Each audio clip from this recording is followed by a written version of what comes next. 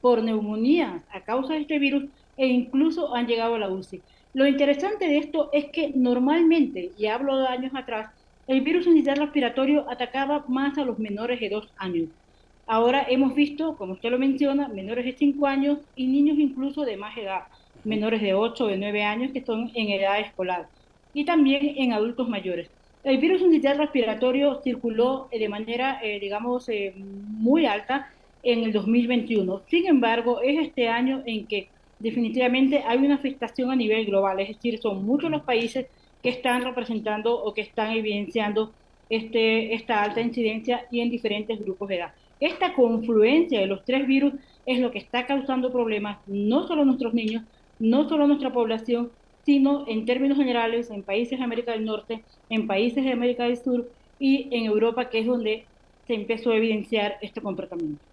Ahora, en alguna oportunidad escuché, doctora, que no es precisamente el frío lo que provoca la enfermedad, o la gripa, la influenza y otras enfermedades en el sistema respiratorio, porque debe previamente a ello, pues uno contagiarse por la presencia de un virus determinado, ¿no es cierto?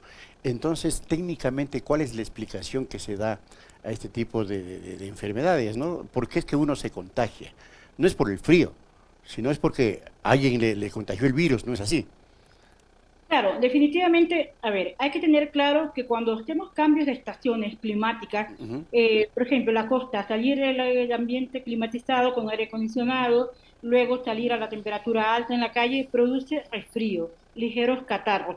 En las tierras exactamente lo mismo. Acá en Quito pasábamos de temperaturas altas en el mediodía en la tarde y luego el frío en la noche, incluso con lluvia. Esos resfriados son normales por los cambios de temperatura. Pero esto, los virus respiratorios, ya sabemos que se transmiten por vía aérea, se transmiten por gotitas respiratorias, se transmiten al estornudar, al toser, al darnos la mano luego de sonarnos la nariz o de cubrirnos con la mano la boca al toser. Entonces, lo que está pasando ahora no es un producto del frío, lo que está pasando ahora es producto de Un virus. contagio, Ujú. definitivamente. Ya, correcto. Ahora, las previsiones son medias lógicas porque tienen que ver con lo que ya estábamos acostumbrándonos casi todo el mundo, ¿no? A utilizar mascarillas, porque mientras se utilizaba la mascarilla por el COVID, mucha gente dejamos de contagiarnos de gripe, de influenza, ¿no? Y de un poco de enfermedades respiratorias, doctora.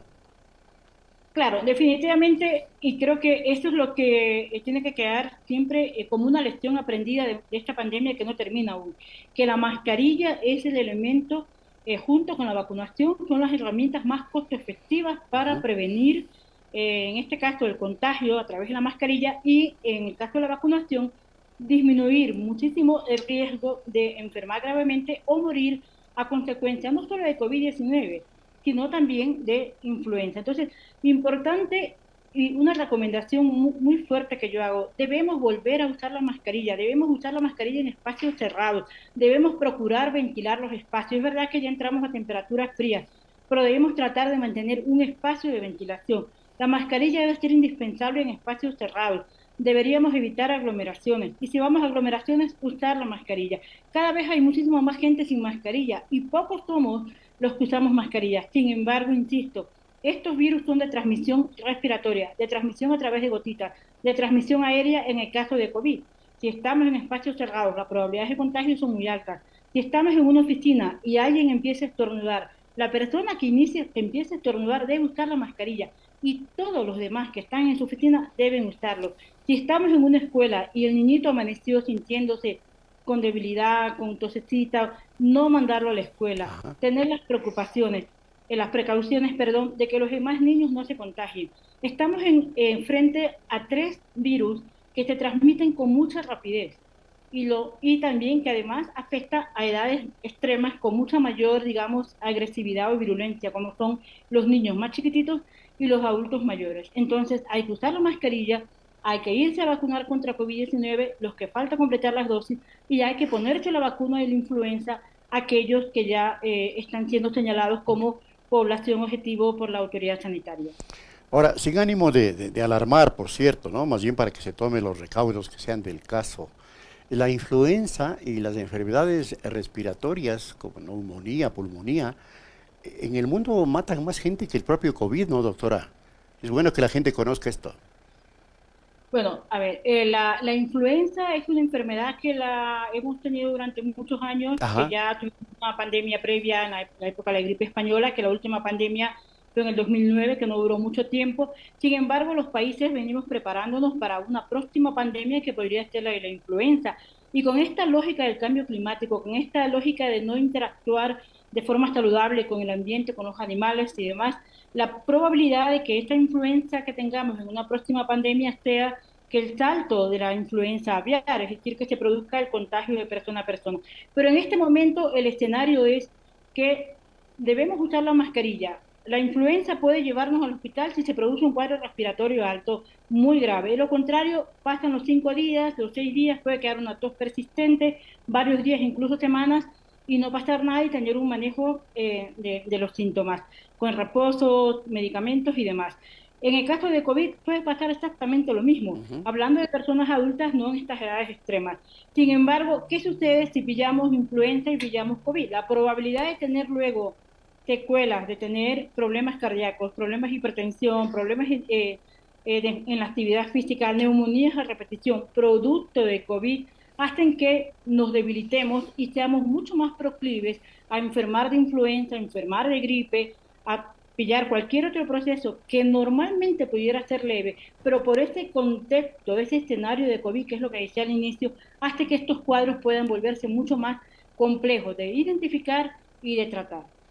¿Qué fármacos y qué remedios caseros son recomendables de emergencia para tomarlos en cuenta antes de acudir al médico? Obviamente porque para medicarse hay que acudir al médico, pero para tomar algún nivel de prevención inclusive, doctora. Bueno, definitivamente importante la hidratación, importante tomar ¿Ya? mucho agua, naranja, limón, mandarina, lo que haya a la mano. Mucho líquido. El reposo es fundamental, mantenerse abrigado, porque estos cambios de temperatura hacen que nos saquemos el suéter, nos los pongamos, sin embargo, hay que mantenerse abrigado.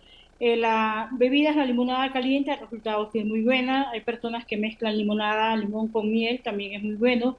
Las infusiones o vaporizaciones, más que infusiones, vaporizaciones con hojas de eucalipto, por ejemplo, de manzanilla, con un poquillo de sal, hacen que podamos, digamos, despegar esa flema que se nos forma en los pulmones en el caso de una influenza o gripe. La miel también nos ayuda a refrescar un poco la garganta cuando nos duele mucho. Ya sabemos que la garganta duele en COVID y también duele en influenza.